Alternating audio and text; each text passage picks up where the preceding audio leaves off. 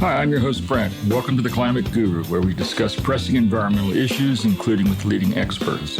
Join us for insightful conversations to inform and inspire action in your everyday life. Hi, this is Brent, the Climate Guru, and I'm in beautiful Sarasota, Florida, on the Gulf Coast of Florida. Just arrived from Southern California. Beautiful day, and we have behind us the beautiful Gulf beaches of Florida. And I'd like to talk a little bit about the importance of the world's oceans. We love and appreciate the oceans, but do we know how important they are to help sustain life on Earth? The oceans cover 71% of the Earth's surface, and they are critical to sustaining life because humans, as we know, cause emissions of carbon dioxide from fossil fuels. And of those emissions, about 50% go into the atmosphere, and that's what causes the greenhouse effect, global warming. 25% goes into land surfaces, trees, vegetation, and 25% is absorbed by the oceans. The oceans are very forgiving in that they absorb all this carbon. Otherwise, the Earth temperatures would just be unlivable if all that carbon went into the atmosphere and the greenhouse belt became more intense, trapping more heat. The oceans also absorb more than 90% of the excess heat that's created by human activity. And the oceans, in many of its layers, absorbs this heat. Every second, the oceans absorb 5 Hiroshima-sized atomic bombs. That's how much heat they absorb. If they didn't, the Earth would be 60 or 70 degrees warmer, which would be life as we know it would not be possible. So the oceans moderate temperature. They moderate climate. They buffer the excess carbon that we emit from industrialization, transportation, electricity generation, agriculture, farming, forest degradation and burning. So they absorb a huge amount. One of the problems is that as the oceans become acidic, and they're 30% more acidic than they were, let's say, 70 years ago, it inhibits certain shells, organisms like clams, oysters, shrimp, phytoplankton, zooplankton from forming shells. They inhibit the formation of those shells. So that's a big problem. The oceans are critically important because most of the oxygen on Earth that we breathe comes from, not from land, but from phytoplankton. Phytoplankton are the tiny plants that float in the top sunlit layers of the ocean. Half of them are smaller than the diameter of a human hair. Some are so small you can't see them with the naked eye. They're tiny plants, just like plants on the surface that engage in the process of photosynthesis. They absorb carbon and they give off oxygen. More than half of the oxygen on Earth that we breathe and all life on Earth depends upon comes from phytoplankton, more than half. That's how critical the health of the oceans are, and especially phytoplankton. Phytoplankton are also especially important because they are the base of the whole food chain in the oceans. Phytoplankton, of course, are little plants, and then zooplankton are little tiny animals that eat the phytoplankton. And small fish eat zooplankton, and a larger fish eat the smaller fish, and it goes up the food chain to commercial fisher species that we know about, mammals, whales, and sharks. So they're the basis of the entire food chain of the oceans, phytoplankton. So keeping them healthy is critical. Now, one of the problems that happens when the oceans warm, it's called stratification. The oceans are warmed in layers, and that's a big problem because it prevents mixing of lower levels. The top several hundred meters warm more than the water below it, and it creates layers that don't mix, and that's called ocean stratification. When they don't mix, it prevents the nutrient-rich, deeper oceans from upwelling and providing nutrients and food for species that rely upon those. So that's a problem as it becomes stratified from heat. The oceans provide food for more than 3 billion people on Earth, so it's critical for that. One of the things that we're causing besides ocean warming is we're overfishing, we're overexploiting the oceans. More than 30% of the fish that's commercially caught is caught beyond levels that are sustaining, levels that the fish can naturally bounce back from through natural reproduction. So that's a problem. More than half of the oceans in the world are fished by factory farms from many different countries. Japan, Russia, China, they have huge factory ships. And they catch way too much species of fish, and a lot of them are in danger. In the 1990s, the whole cod industry in New England fell apart because of overfishing. When the ocean's warm, species have to go to where they're used to being in cooler temperatures, so they have to migrate north. So that's another big problem. The coral reefs in the ocean, about 25% of marine species depend upon to live. And as we know, about 30 to 50% of coral reefs in the oceans have died. And this is because of global warming. There's a certain algae, it's called zooxanthellae, that exists within the coral. And if it becomes too warm, let's say 2 degrees above normal for 2 or 3 years in a row, 2 or 3 seasons, they're expelled.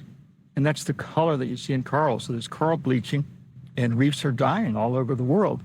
30 to 50% are gone. They say several more decades toward the end of the century, we could lose 70 to 90% of coral reefs. So why are they important? They sustain so much marine life. They're considered the rainforests of the oceans. Coral reefs are the largest natural structures in the world.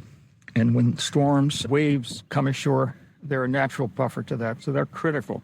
The oceans also are lined by mangroves and by seagrass meadows. And we've lost a lot of mangroves from coastal development, especially in Southeast Asia. And mangroves are one of the miracle trees because they absorb so much carbon in their leaves and trunks, and they store them in the soils. They live in salt water, and the soils around the roots store enormous amounts of carbon. Seagrass meadows are also plants that store an enormous amount of carbon. They're actually flowering plants beneath the surface, so those are critically important.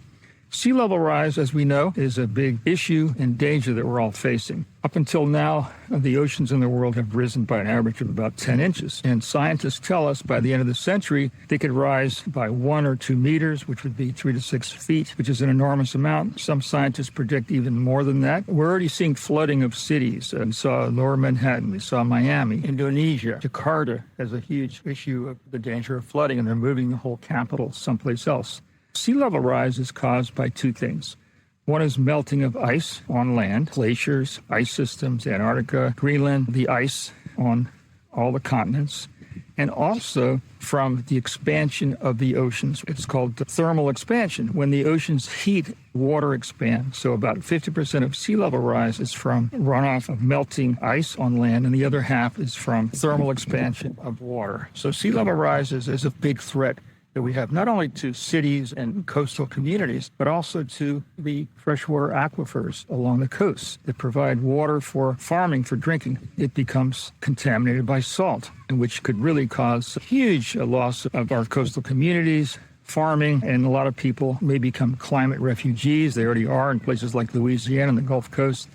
And so they predict that there could be hundreds of millions of climate refugees towards the middle and end of the century from many different issues, including sea level rise. So these are the issues that we're facing in the oceans. Continuing with oceans, one of the other problems is that plastic pollution has increased tenfold since the last 100 years or so. The amount of plastic pollution is enormous, and a lot of times it's flushed from rivers into the ocean.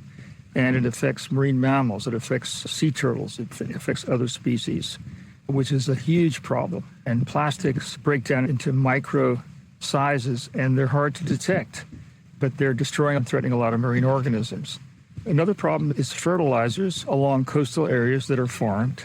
That often runs off into the oceans, and that creates a lot of dead zones. And the dead zones collectively are the size of the UK. They're enormous. So we have a lot of challenges. There's been a recent international agreement among world of nations to agree that the oceans, which are collectively not controlled by any nation beyond 200 miles, is the limit from the coast that nations can control, and they have a right over it. But the international waters, only about 3% of the oceans are in marine protected areas.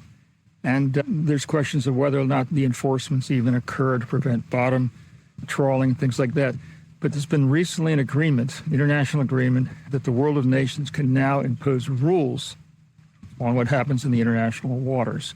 That's something that they've been fighting for years. It finally was signed, and we'll see how much the international community, the world of nations, can come together and make some sensible rules about the oceans, especially overfishing, pollution, protected areas, and so on. The United States and other nations have set aside huge areas, especially in the Pacific, Indonesia, and other areas to protect large areas of reefs and so on. The United States has done that as well. So there's a lot that can be done to protect the oceans. The biggest issue, of course, we mentioned is global warming, which is from the greenhouse effect that traps heat in the atmosphere. We must reduce carbon emissions. And the other one is the carbon dioxide that the oceans absorb. 25% of the carbon dioxide from transportation, from industry, and from electricity generation, and from agriculture. The oceans absorb that, and they make life on Earth possible. But there's a limit to the amount of acid the oceans can absorb, and there's a limit to the amount of heat that oceans absorb. It's a concern that in some time in the near future, instead of being carbon sinks, the oceans become carbon sources. And there's a concern that if the oceans heat too much, instead of storing heat, they will be giving off heat. So reducing greenhouse gas emissions is a critical issue to keep the oceans healthy and safe. And the way that's done is reducing the amount of transportation based on fossil fuels, reducing the amount of electricity we generate from fossil fuels. That's going down precipitously. In the United States, for example, a majority of our electricity generation was fired by coal. Now it's about 50% coal. It's more natural gas, which is still a fossil fuel, but it's less than coal. And the biggest growth in electricity generation in the United States and around the world is solar and wind. 90% of new electricity generating plants in the United States and around the world are solar and wind. That needs to increase and to protect the oceans and the atmosphere. And we have to live more sensibly, and we have to make sure the way we live in buildings, they're not wasteful in terms of energy, they're insulated, they use electricity instead of natural gas, which is a fossil fuel. So there's a lot that can be done by nations, by countries, by cities, by communities to do that. And that's our challenge, to keep the Earth healthy, including the oceans, which sustain life on Earth.